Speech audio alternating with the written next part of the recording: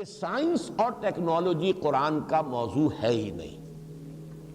البتہ قرآن حکیم میں اس کے حوالے موجود ہیں، کاسمولوجی کے ہیں، جیولوجی کے ہیں، امبریولوجی کے تو بہت ہیں، بار بار آتا ہے امبریولوجی کا معاملہ، کن مراحل سے ہو کر انسان کی جنین جو ہے وہ بطن مادر میں کن کن مرحلوں سے گزر کر مکمل ہوتا ہے، یہ بہت آیا ہے۔ پھر یہ کہ بہت سے وہ حوالے جو ایسٹرونومی سے متعلق ہیں، یہ جتنے بھی حوالے ہیں اگرچہ قرآن کا موضوع نہیں ہے یہ سائنسز، لیکن قرآن مجید میں حوالے موجود ہیں،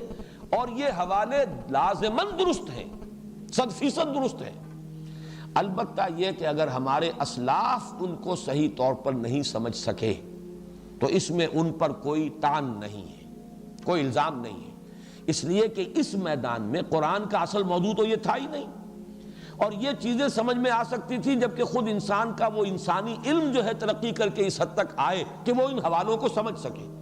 ورنہ یہ ہے کہ اس کے بارے میں اگر کوئی غلط تعبیرات پہلے ہو گئی ہیں تو اس میں قطعاً کوئی شے جو ہے تان والی نہیں ہے، الزام والی نہیں ہے ہمارے اسلاف کی۔ یہاں تک کہ میں آخری بات کہہ رہا ہوں، قرآن میں جو ریفرنسز آئے ہیں ان فزیکل فینومینا کے، ان میں کوئی شے حقیقت کے خلاف نہیں ہو سکتی۔ اس کے ضمن میں ڈاکٹر رفیع الدین کا ایک قول، شاید انہیں بھی کہیں اور سے ملا ہو، لیکن مجھے چونکہ انہی سے ملا، میں انہی کے حوالے سے عرض کر رہا ہوں۔ بڑی پیاری بات وہ کہا کرتے تھے، یہ کائنات اللہ کا عمل ہے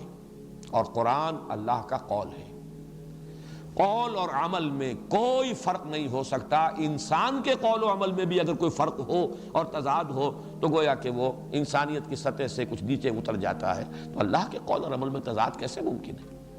لازماً یہ حوالے 100% درست ہیں کہ سائنٹیفک فینومینا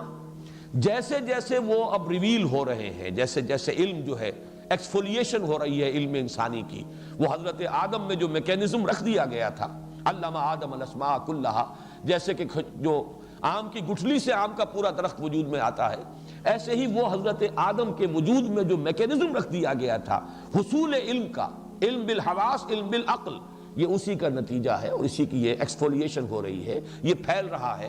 تو اس سے جو بھی چیزیں اب ہمارے سامنے آئیں ان میں کہیں رکاوٹ نہیں ہے کہ ہم سلف کی کسی بات کو لے کر لازماً بیٹھ جائیں کہ چونکہ اسلاف نے یہ کہا تھا لہذا سائنس خواہ کچھ بھی کہے ہم تو اسلاف کی بات مانیں گے۔ یہاں پر اس طرز عمل کے لیے کوئی دلیل نہیں، کوئی بنیاد نہیں۔ وائس ٹی وی کو سبسکرائب کرنا مت بھولیں، لائک کریں، شیئر کریں اور کومنٹ سیکشن میں اپنی رائے کا اظہار ضرور کریں۔